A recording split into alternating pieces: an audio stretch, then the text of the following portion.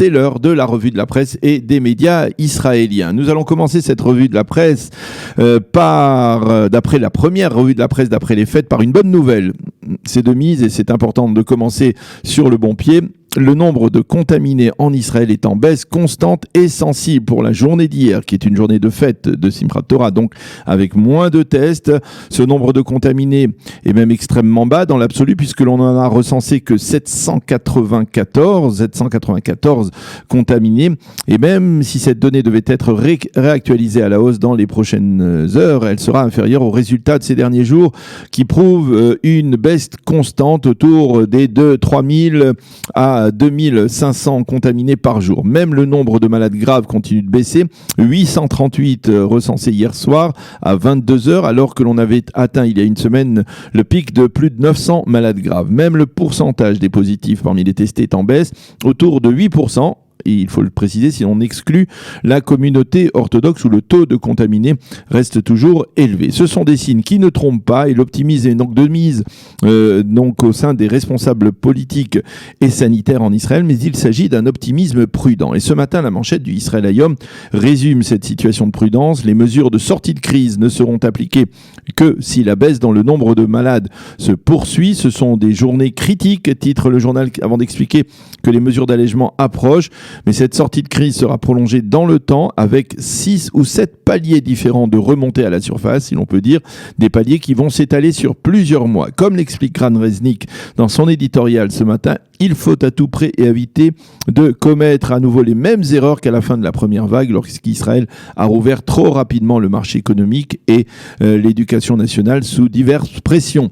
Le cabinet Corona se réunira mardi avec à l'ordre du jour la validation de la première de ces 6 ou 7 étapes. Il sera question de la réouverture des crèches, des petits commerces, des restaurants en take-away, du secteur privé dans son ensemble, de l'aéroport Ben Gurion, et également il sera question de l'arrêt de la limitation des 1000 mètres, du périmètre de 1000 mètres pour pouvoir circuler librement. Une décision qui devrait entrer en vigueur à partir de dimanche prochain, 18 octobre. Si le nombre de malades continue à baisser et atteint le seuil de 1000 malades quotidiens, les classes de cours préparatoires au cours élémentaire première année, au cours moyen première année, seront rouvertes dans la troisième phase à condition qu'il y ait moins de 500 nouveaux malades quotidiens. C'est une phase qui ne devrait pas intervenir avant la fin du mois de novembre. Les synagogues pourraient rouvrir ainsi que les tzimmer, les chambres d'hôtes à travers le pays. Et pour vous donner un exemple aussi de la prolongation de cette sortie de crise, les classes des lycées qui, lors de la précédente sortie de crise, ont été l'une des causes de la hausse de contamination, ne devraient pas rouvrir avant la fin décembre, c'est-à-dire avant la fin de l'année civile 2020. Nous devons tirer les leçons des erreurs du passé, explique notamment Noam Dvir ce matin dans le Israël Hayom. Le Yediot Aharonot constate lui aussi que le taux de morbidité est en baisse sensible et Yitzhak Shah n'a à voir la moitié du verre vide, et évoque la crise qui s'amplifie dans le secteur des indépendants. Un indépendant sur 5 va perdre son travail, titre le journal qui parle de ces petites entreprises qui ne parviendront pas à tenir le choc économique. Et Sever Plutzker, le rédacteur en chef économique du Yediot Aharonot, lui aussi appelle envers et contre tout à la prudence. Les appels pressants à la réouverture du marché nous paraissent connus. Ce sont des appels qui ont conduit le gouvernement à rouvrir de manière populiste, prématurée et précipitée le marché à la fin de la première vague, écrit Severance Plutzker. Est-ce que nous n'avons pas su tirer les leçons de la contamination express de ces derniers mois, écrit-il ce matin. Raanan Shaked, toujours dans le Yediot Aharonot, consacre son éditorial aux enfants, à nos enfants qui vont perdre selon lui une année de cours en raison de l'épidémie. Nous perdons dans notre travail, notre bon sens, mais eux vont perdre une année. Et tout cela pourquoi ? Parce que le gouvernement n'a pas eu le courage de fermer les établissements scolaires uniquement dans les zones rouges à forte contamination.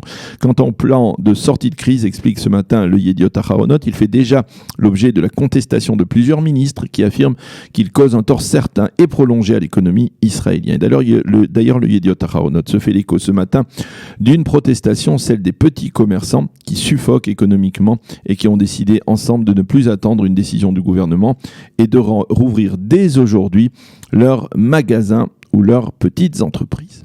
Dans sa première page, le Yediot Aharonot dresse une forme de parallèle entre les manifestations anti-Netanyahou qui se sont poursuivies hier soir à travers le pays et les Hakafot Shniot qui, elles, ont été considérablement réduites hier soir. Le journal, et d'ailleurs l'ensemble des quotidiens et des sites d'information constatent que dans l'ensemble, c'est-à-dire à l'exception de Mea Shearim et de Modi'in Eilit, cette localité orthodoxe près de Modi'in, eh bien ces Hakafot se sont déroulés sur Zoom dans le respect des règles de distanciation sociale. Par contre, à Mea Shearim, les ultra-orthodoxes de l'Aïda Haredite et les Chassidim les plus radicaux, les Netori Karta, ceux qui ne reconnaissent pas l'État d'Israël, ont organisé des célébrations comme à l'accoutumée et la police n'a pas osé disperser ces fidèles donc de cette chassidoute de Netori Karta.